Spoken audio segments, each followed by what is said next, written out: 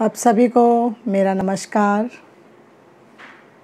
इस वक्त इस नए दिन में आपका स्वागत करती हूँ।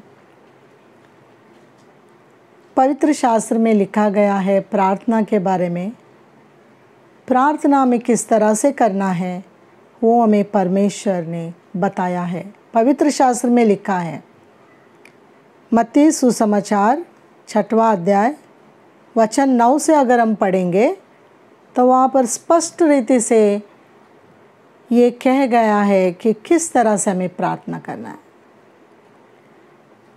सो तुम इस रीति से प्रार्थना किया करो, हे हमारे पिता, तू जो स्वर्ग में है, तेरा नाम पवित्र माना जाए।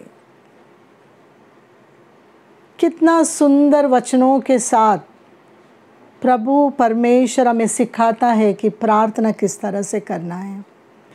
हे हमारे पिता, वो हमारा पिता है और वो पिता जो स्वर्ग में हैं, उनका नाम जो है पवित्र माना जाए।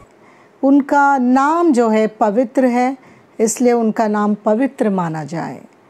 और आगे कहता है, तेरा राज्य आए, तेरी इच्छा जैसे स्वर्ग में पूरी होती है वैसे पृथ्वी पर भी हो।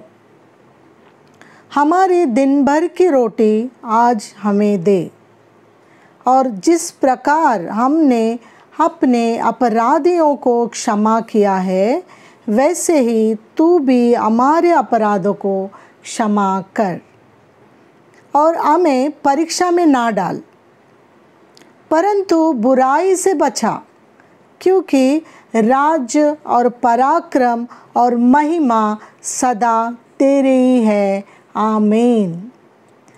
हमें इस तरह से प्रार्थना करना है। यहाँ पर कहता है, हे हमारे पिता। हमें पिता को पुकारना है, पिता को कहना है, हे मेरे पिता, तू जो स्वर्ग में है, तेरा नाम पवित्र माना जाए। हमारी दिन भर की रोटी आज हमें दे। हमें ज़रूरत है ये सब चीज़ों की हमें ज़रूरत है, इसलिए हमें मांगना है। हमें दिन भर की रोटी मांगना है। हमें रोटी की ज़रूरत है, क्योंकि हम मनुष्य जाति होने के नाते परमेश्वर ने इतना सुंदर हमारे जीवन को बनाया है कि हमें जीवित रहना है तो रोटी खाना ज़रूरी है, खाना खाना ज़रूरी है, तो हमें सामर्थ्य मिलता है। तो परमेश्वर कितना ध्यानपूर्वक हमें बनाया है। प्रियो, ये जानो कि मनुष्य जाति को वो परमेश्वर बहुत सुंदर रीति से बनाया, बहुत स्पेशल रीति से बनाया है, बहुत स्पेशल रीति से बनाया है। और उस मनुष्य जाति से उस परमेश्वर ने बहुत प्रेम किया है। और हम यहाँ पर ये जानते हैं कि तेरा राज्य है। परमेश्वर का राज हमारे जीवन में होना बहुत ज़रूरी है, और उनकी इच्छा हमारे जीवन में हो। उनकी इच्छा, उनकी राज्य हमारे जीवन में आने से हमारा जीवन इस पृथ्वी पर फलदायक होता है। हमारी प्रार्थना जो है इस तरह से होना है। प्रार्थना उनको बहाने वाली होना चाहिए। और एक दूसरे को क्षमा कीजिए, हमारे पापों को क्षमा कीजिए। ऐसे जैसे जिस प्रकार हमने अपने अपराधियों को क्षमा किया वैसे ही तू भी हमारे अपराधों को क्षमा कर। अगर मैं किसी को क्षमा नहीं करती हूँ, वो पिता मेरे भी अपराधों को क्षमा नहीं करेगा। हमें एक दूसरे के अपराधियों के प्रति क्षमा करना है। क्षमा करने से वो पिता का आशीर्वाद हमारे जीवन में होता है। हमारा जीवन पिता का आशीषों से भरा हुआ होना चाहिए, फलदायक होना चाहिए, फलवंत होना चाहिए। इसलिए पिता जो कहता है उसी का अनुसरण करना है, उसी तरह से हमें चलना है। परमेश्वर के नाम को मैं धन्यवाद देती हूँ।